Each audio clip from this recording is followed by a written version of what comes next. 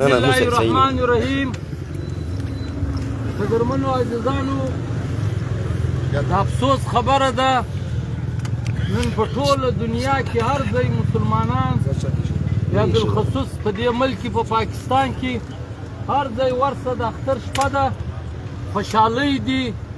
چا بچان را روان کړي، مارکیټونه روان دي، څوک د خپلو کور والا سره ورسره دي، شاپینګونه کوي. واید موږ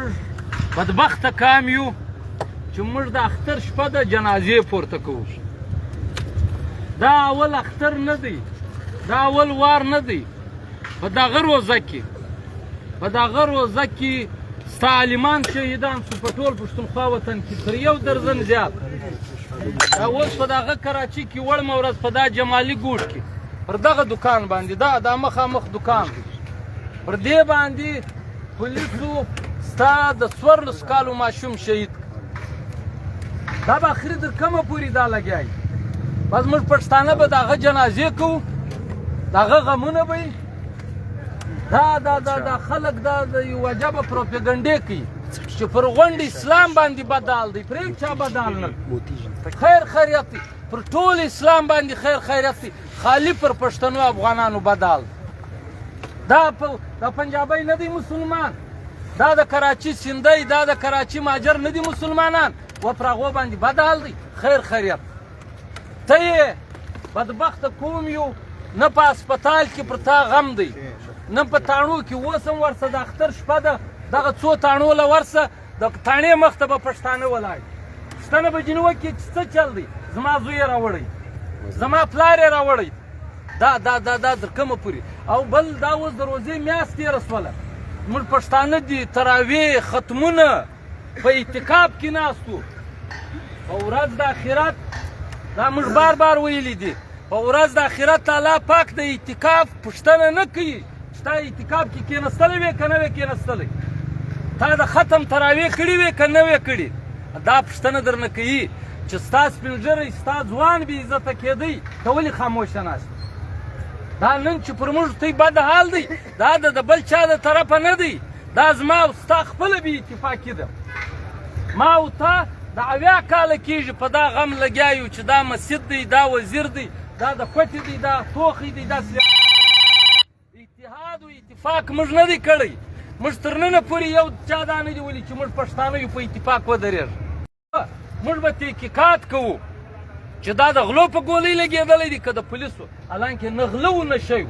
دا خو شکر و چې د دا هسپتال ویډیووې رالې، په دا مارکیټ کې ویډیووې لګېدلې وې. خیر خیریت و، ځکه بیا اف آی آر کاټ کوي، او اف آی آر یې په څه وجه کاټ کوي چې پښتانه په زرونو پښتانه ورلو، په تاڼه ورننوتو، او د هغه په زرونو پښتانو په برکت یې هغه سپایي، هغه پولیس والا ګرفتاره کړ. موږ وایو چې راسئ اتفاق وکړو. دا نن دا د رینجرز و، دا ځوان دا په رینجرز کې خپله پکښې و. اوس دغسې دا برګې وردۍ یې نیولي دي، څوک دورې پرېږي څوک دورې پرېږي. کم وخت چې یو پښتون ته په رینجر چې یوه سپکه خبره وکړه، هغه مخصن به تا د کور نه اوچتوي. مګر نن د پښتون ځوان د رینجرزو په ډیوټي حاضر سرویس نن دی غلو وویشتی. پولیس آرامیان وایي دا ذاتي دشمني ده، خبره بل طرف ته اړوي، خبره بېرته پښتانه په خپل آپس کې سره جنګوي. حالانکې صفا غلو څوک پولیس ولې دا خبره کوي؟ غله د ده په مرضۍ، د ده په سرپرستۍ په دې ټول سوراب ګوټ کې غله ګرځي. پولیس پر څه لګیا دی؟ ډي اس پي سویل پیس پر څه لګیا دی؟ ټول پلاټونه قبضه کېږي. ستا په دا ټولو کچا آبادۍ کې د منشیاتو اډې روانې دي که نه دي؟ موږ ولې نه راپورته کېږو؟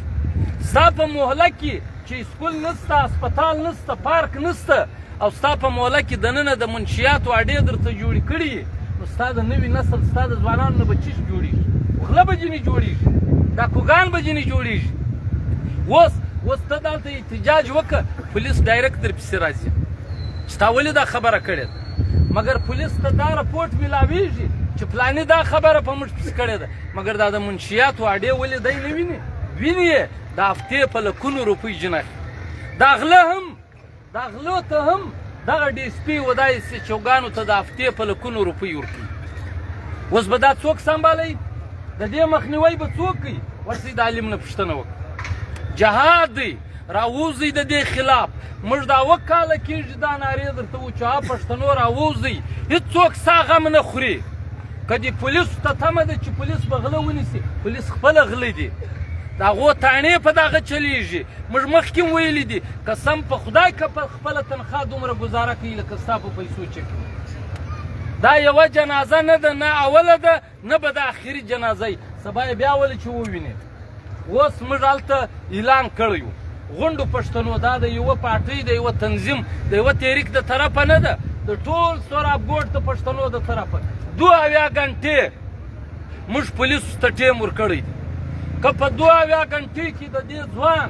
قاتلان نه سو ګرفتاره د اختر پر 3مه ورځ به بیا سوپراوي باندې راوځو به که به نه او یوه خبره به بله کوو هغه ډیجي رینجرز دی که هره بلا ده ګردو ته وایي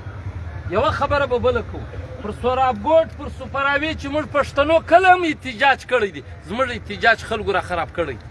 زموږ پښتانه څه ووایو بدبخته یو چې په موږ کې دلالان جاسوسان مخبران سته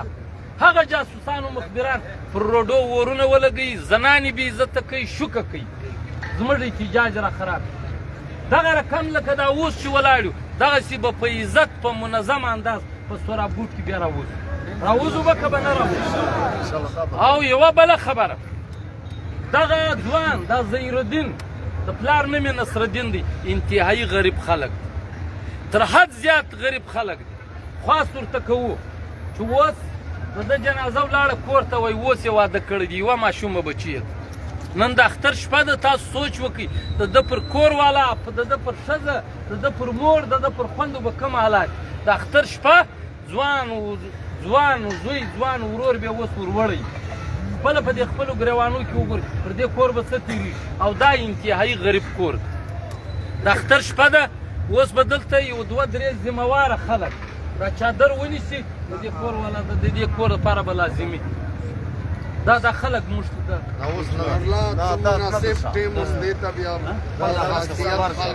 دا بیا اوس دوی مرضي ده که اوس ویس نه دغه غټوار کوي غا صحیح دی چې څوک څور سره کو غټوار کوي مدد وکړو دغه بل د مدد کومې لول دغه بیا د ارچا چادر نه کومې لول دا یو شی په خپل ذهن کې وساتئ مقرر کې چپتا راځي د دې کور سره په کار دی چې موږ هر یو تاو دا خبره صحیح ده هر یو په کار چې تاو یو خبره برته اخري کوو چې دا د کراچي کې بس صحیح ده صحیح دی می خو زوی می بس دوه کسان د نکشي بابا تشکیانه صرف تشکیانه 2 منټه صحیح دا یو خبره کوو د اختر بعد په ټول پښتونخوا وطن کې بد حالات را روان خاص کر په کراچي کې دا اوس درته وایي اوس یې لا واورئ د ماډل سټي په نامه کراچي ماډل سټي جوړوي د ماډل سټي په نامه کچي آبادیانې ریړۍ ډمپره ټیکسي ریړۍ دا هر څه د مخ نه لرې کوي د دې مطلب څه دی د چا کاروبار خرابوي کچي آبادۍ ستا د رخشت دا هر څه دا دویم د افغانیانو خلاف یو 10 تاریخ یې ورکړي دي سبا 31 تاریخ دی 2-3 ورځې به سرکاري چټۍ د هغه بعد یکشن اخي د افغانانو په هار کې بیا به ته بې عزته کېږي پښتانه ځوانان بیا کښېنولي چې ته پښتون نه یې ته پاکستانی نه یې ته مهاجر یې نو د دې دپاره ځانونه برابر کړي خالي به پر جنازو نه راجمع کېږو که د هر پښتانه سره ظلم کېدی موږ دوی به دا قرآن قسم کوو چې سره راوځو تیار یاست بس دغه اوس د جنازه راوړي عجیبه څو خبرې درته وکړو الحمد لله وحده والصلاة والسلام على من لا نبي بعده أعوذ بالله من الشيطان الرجيم بسم الله الرحمن الرحيم واعتصموا بحبل الله جميعا ولا تفرقوا وقال النبي صلى الله عليه وسلم عليه الصلاة والسلام انتهائی واجب الاحترام د کوم مشرونه او د وطن خيور ځوانونه السلام علیکم ورحمت الله وبرکاته اول خو زه د ټوله شکریا ادا کوم چې د امیر د محلې په غم او په درد کې شریک شول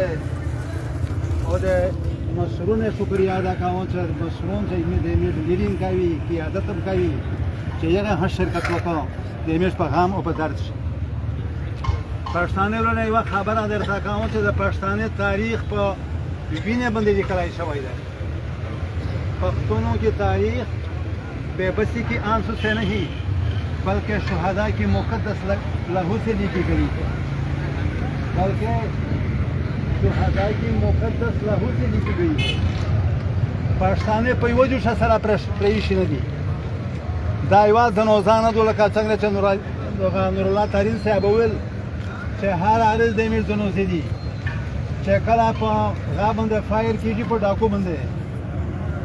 سټریټ فایر په پښتانه باندې کو د امیر په باچون باندې کو د امیر باچون به درد شهیدوي دا څه څه دی زه دا غاته یعنی ډیجی رینجر ته